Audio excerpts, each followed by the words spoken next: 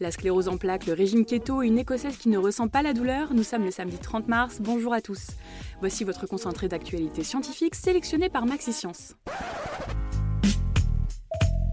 La différence entre l'homme des cavernes et nous, c'est le résultat de la science.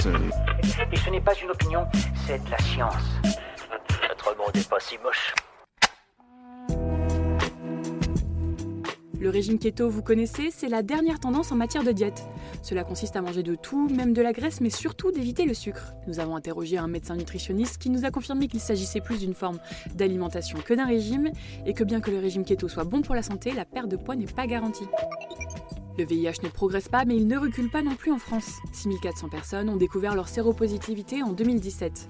Sur ces 6400 personnes, la moitié n'avait jamais fait de test de dépistage avant, alors un conseil, faites-vous dépister régulièrement. Une écossaise de 71 ans a vécu toute sa vie sans ressentir de douleur, de stress ou de dépression. Un rêve presque. C'est suite à une opération après laquelle elle n'a demandé aucun antidouleur que les médecins se sont intéressés à son cas. Elle est en fait atteinte d'une microdélétion génétique très rare qui l'empêche de ressentir la douleur. Un rapport préconise un effort massif afin de trouver la solution à la dépendance des personnes âgées. Le gouvernement présentera dans quelques mois une loi afin de la financer. La solution du gouvernement serait de faire appel à la solidarité nationale, a annoncé la ministre de la Santé, Agnès Buzyn. Super, j'adore. Alors écoute-moi bien, je vais essayer d'être clair avec toi. Ouais, génial. On pensait depuis les années 1940 que l'excès de testostérone était lié au cancer de la prostate. Mais selon une étude récente réalisée par des chercheurs français, ce serait tout l'inverse. En effet, la maladie serait plutôt liée à un manque de testostérone. McDonald's a racheté une start-up spécialisée dans l'intelligence artificielle afin de proposer des recommandations personnalisées.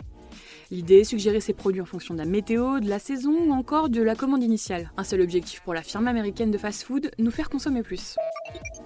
Attention à la levure de riz rouge, ce complément alimentaire pourrait bien être toxique pour le foie. Une femme de 64 ans a développé une hépatite aiguë après avoir consommé ce complément pendant 6 semaines. C'est tout pour aujourd'hui. Vous aimez le podcast Maxi-Science? Faites-le savoir avec une note ou un commentaire.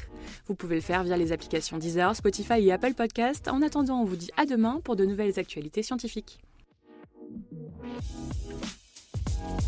Voilà. Il ne reste plus qu'à vous remercier de votre attention. Au revoir.